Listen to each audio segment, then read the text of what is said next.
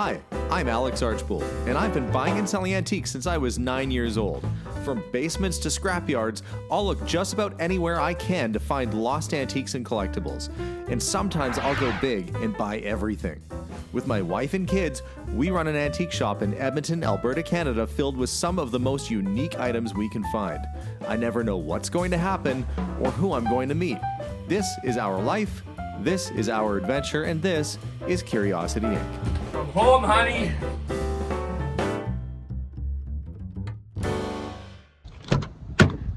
Morning, everyone. I just came off of having probably one of the biggest auctions we've ever done.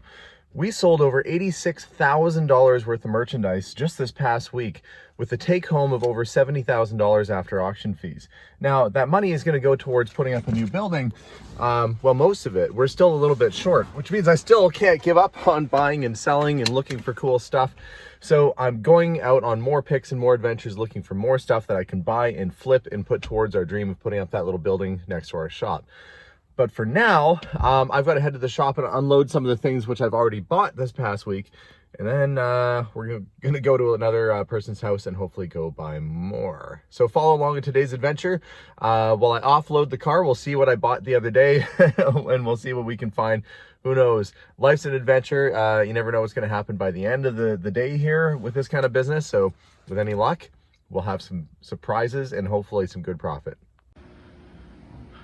Well, I've unloaded boxes from my car and I pretty much made a bit of a mess for myself.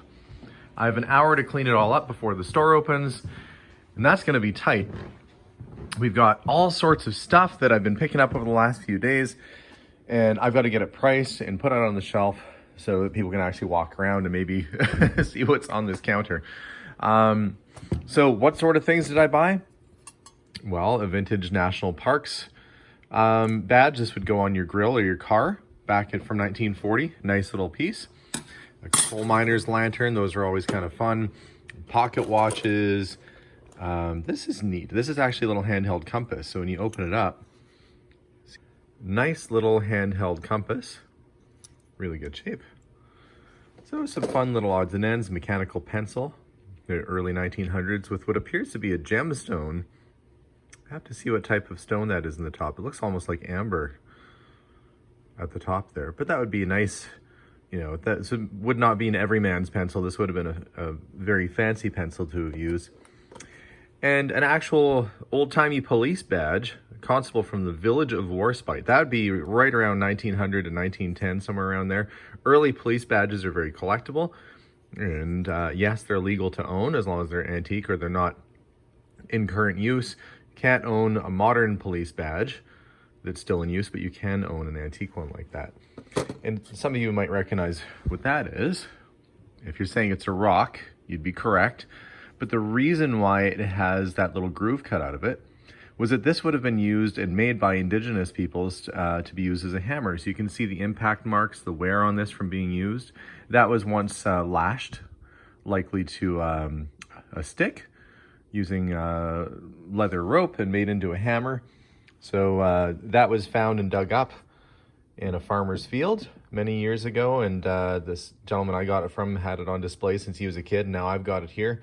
But cool piece, indigenous artifact. You do find those every once in a while, especially if you're out touring around old farm fields, you come across these items, and that's a sign that there might have been a village, or there might have been some people living in that area. So it's kind of cool. You can look around farther and see if you can find sometimes arrowheads or other items in the ground too. And you might say, Alex, that's pretty new for you to be bringing it to an antique store. I remember having these as a kid. Is it truly an antique? Well, antiques and collectibles are usually what you find in an antique store. It's not always an antique. An antique has to be 100 years old or older to qualify as an antique. This is certainly not that old. Mind you, some days I feel that old. But this, sadly, is just the box, but it's for the first Nintendo Entertainment System. Now, you can find the units for these pretty frequently, but finding the box can be a challenge. I was able to get that, plus a whole bunch of games. Haven't found the system yet, but if we do, that'll be pretty good. But I'll show you what games were in there and kind of what to look for when you're looking for old Nintendo games. Now, of course, when I found a box full of Nintendo games, had to pick it up. Now, you might look at it and go, well, it's just a used video game. Maybe you've got some in your basement. Well, certain games are more collectible than others. So when you get into games like Super Mario Brothers, there's a big following and a big fan base for that. When it comes to Legend of Zelda, there's a big following for that as well. Now, certain games, this one, the box isn't in the greatest shape, but it does have the original box, and that's a bonus. I'll show you why this one's a little bit more special. This is the gold edition of Zelda 2, The Adventures of Link. It has the original instruction booklet in it. It's in phenomenal shape, other than the fact the box has some wear. A game like that can be worth hundreds of dollars to the right collector. So when you come across a bin of games like this, it's worth picking it up because you just might have a couple, in here that are surprises that, a person might not normally come across. So we certainly were happy to find it. We're going to end up sorting through these and getting them priced and out the door, hopefully before too long. But a fun little box of treasures. Plus, heck, there was a couple Star Wars characters in there too, just for good measure. Why not? This old radio might not look like much because of how filthy and dirty it is. This is actually kind of a neat radio. It's called a Crosley dashboard. Put out in the 1950s. The reason they called it that, because it looks like the dashboard of a car. In terms of radios, it's fairly collectible. Condition on this looks really poor right now, but I'm going to give it a bit of a clean, and we'll see if we can make it look like the former showpiece that it was at one time. I just have to find my cleaner, and we'll give it a go. Because this stuff looks like it's on there really good, I'm using a little bit more of an industrial cleaner called Spray 9. Those of you that aren't in Canada, I think there's something similar in the United States. It's just a good degreaser, but look, just wipes all that grime right off of there. How satisfying is that to watch? You need a heavy-duty cleaner to get rid of heavy-duty grime. Looking better already. I'm gonna go over and do basically the whole thing, get it all cleaned up, and then we'll see just how she looks. Well, there, that looks better already. No cracks, no major condition issues. We'll just give it a, probably get into our friend Greg, the radio guy, so he can clean it up on the inside to make the internals work again. But that looks pretty darn good, just the way it is. So a little cleaning and a little sorting can take a radio like this, which looks like it's trash, and make it worth approximately $150 to $200, even in the shape it's in right now. Imagine you're at a yard sale and you see this set, and you see that set. Now, one, you'd go, hey, that's silver. That's probably the cooler, more desirable set versus the copper set. However, that's not the case. This is silver plated. Now, it is old. If you look at the marks on the bottom, it says, well, this one's easy because it says silver plate, but if it says EPNS, you'll know that it's electroplated nickel silver. The reason somebody had these all wrapped up is because they didn't want them to tarnish. That's fine. For me to sell them, I'm going to unwrap them, take the plastic off, and show them. The other set, though, is a very cool Art Deco copper set. There's 3 of them in a row there. Well-known designer, well-known maker. If we flip it upside down, you can kind of see the maker's marks on the bottom. Doing a little research on it tells it that this maker, which is Meriden and Company out of Hamilton, Ontario, made very stylish Art Deco style pots and teapots and things of that nature, and they're quite collectible to this day. So that set, worth hundreds of dollars. That set, maybe worth, $10, $20 a piece if you're lucky. Maybe a little bit more for the teapot. But if you're ever out, sometimes fashion and style wins over what you perceive as collectability. Cool little set, though. We'll still put them out for sale at the shop, and we'll probably find a home for them. But I've got to get them off the counter because I've got to get some of these bigger boxes put away. Top piece here is a nice turn of the century, I'd say like late Victorian or early 1900s carving set. It has the sort of crown motif on the top.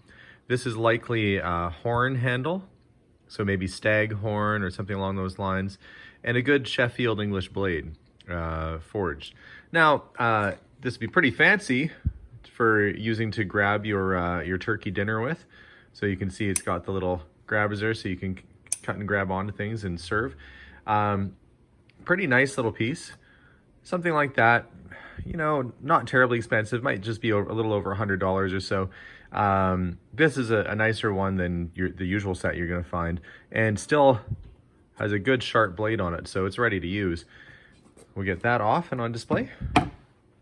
When I first saw this, I wasn't even really interested in it until I opened it up and found it was a jeweler's lathe. Why, oh why would somebody be interested in a jeweler's lathe? Well, especially an older one. They're very precise tools. You can turn very small objects, you can build stuff. Really cool, precise work can be done with that. Not an easy thing to find. You know, the price was really reasonable on it. I think the fellow just wanted it out of his garage. And I'm sure, very easily be able to find somebody who's wanting a nice little lathe like that to put in their shop. So that will go on display at the back there. The price of a Unimat lathe like this can range from a few $100s and up, depending upon condition. This one's definitely seen some use, but it's all there. It's all intact. Of course, it's always fun to find some toys. This is a Johnny West, a Mark's Best of the West action figure. It's one of the larger ones that they had. It's complete with all its accessories, which is nice. I should say he is. And he does not look impressed to be sealed up inside of a plastic box right now. Hopefully he doesn't try coming to life like in Toy Story at the end, or else there'll be little claw marks on top of the plastic there. That'll be disturbing. But figure like that, totally complete with every accessory, probably worth around $100 Canadian. Of course, you always have to take offers on these things and get whatever you get. Sometimes there's rare variations in colors, like there's one that's sort of a turquoisey blue that's worth a few $100s. So the color of the plastic or the color of the body can make a big difference. This guy's in such good shape, I think $100 ought to do it. The other thing I found while I was out was this old cardboard box, which I must say the box is kind of cool itself. It's from a company that made bottle caps, and look, they have a 1950s Coca-Cola bottle cap right on it with the patent date. You know, it's kind of a neat box on its own. That said, what's inside? 1950s dress patterns. Actually, some of these are older. Some of those are probably 1940s. People buy these. Why? If you're making a costume for a set, if you want to have some vintage style clothing, this is the way to do it. You buy your fabric, you follow the pattern, and there you go. So patterns, we put them out for $5 each, and you know what? They sell really well. They sell a lot of them. So I am going to fill this drawer completely up full of patterns, and hope that we start getting some customers through looking for some cool old school designs. Now, this was kind of a cool piece. Sitting in the basement of a guy's place on the floor, you can see it got a little bit of mold damage. I don't know if I'll be able to clean much of that up, but it's a poster from 1971. It's mounted on board. It's from the World Heavyweight Championship between Joe Frazier and Muhammad Ali. And I thought, cool, well, that's an old fight poster. That's really neat. But what's even more cool, I didn't notice that at first. Look, it's signed by Muhammad Ali himself. So pretty neat. So if I can get some of the musty grossness off the bottom, I think that'll be quite a special piece. It's a good size too. It's like, you know, 3 feet tall, 2 feet wide. It's a good size poster. Any boxing fan would love something like that. When I'm in someone's garage or their shed, a lot of times people say there's nothing in there, just a bunch of junk, and they don't want to show you, but you always have to go look. The reason for that is that oftentimes people use old containers or tins to put nuts and bolts and other sorts of things in, and they don't see value in it. But the truth is, there's good value in it. I was in a place the other day, and I found a few of these absolutely mint La Palina cigar tins with the lids, great condition, and they were used for storing nails in. Didn't want the nails, mind you, I'll probably use them for something. I kept them at home, but I ended up with a really cool tin, and that was the case all throughout. You know, old tobacco tins, and look at the shape. It's like in perfect condition. So maybe not the world's most valuable thing, but it's something that may have been thrown out had I not gone in and bought it.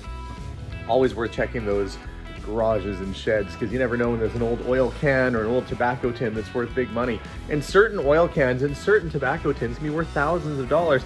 And many times those rare pieces are turned up just like I did, someone's garage with a bunch of nuts and bolts in it. You can almost see the top of my counter again, other than a few little things that need to be put away. Coming along.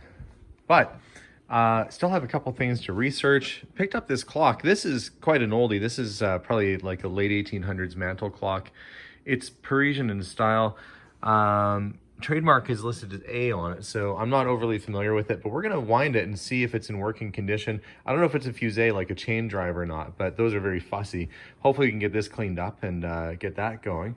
And I was going through this little box of stuff. Look at this. Boyd Bowie's original Harlem Stars. You can see there, the fellow on the front there, he's missing an arm. It's autographed by each of the Harlem Stars. And I'm guessing this is sort of like the Harlem Globetrotters. So who do we have? Big John Barber, scoring sensation. And we've got Showboat Buckner, who looks like he's having a good time. I didn't know better. It looks like he's taking a selfie. Does that look like a cell phone and he's taking a selfie? How times have changed. And Boyd Bowie and Showboat team up to entertain the fans. So Harlem Globetrotters has been around since 1926 or so. Entertaining people with their athletics and with some comedy. And, you know, I'll have to research and see if Harlem Stars is associated, but I'm guessing that's the idea right there. Anyway, that's pretty cool. Let's see what else is in this box. In the Train with Uncle Mac, little kid's book about trains. Fun little storybook. Looks like it dates to the 40s or so. Oh, this is kind of neat. Royal Canadian Air Force, 1942 Royal Canadian Air Force notebook, and it says the navigation log. A lot of times these are missing the notes, so there we go. It actually has the notes in it. Rear gun turret. So these are navigation notes from the Second World War, and it looks like I saw some drawings in there. Somebody's kid might have gotten a hold of it at some point. Interesting. Looks like code work. This is probably going to be an interesting read. It's a good little piece of history right there. And does it say whose this was? Message to base. If I look through this, I might be able to find who this belonged to. And then you can trace back and see exactly where he fought and what campaigns he was in. It's pretty cool. Looking at the back of the clock, I can see it is in fact it's an American clock from the Ansonia Company. And the cool thing is it's dated 1882. Now it doesn't have the little weight for it, so I can't get it going without that part. But it does seem like the spring is winding and might have hope and potential. It's a really neat piece, but that's a very early American clock. In fact, it's so early that I didn't even think it was American. I thought it was French or English, because you just don't see too many old American clocks like that. Cool piece.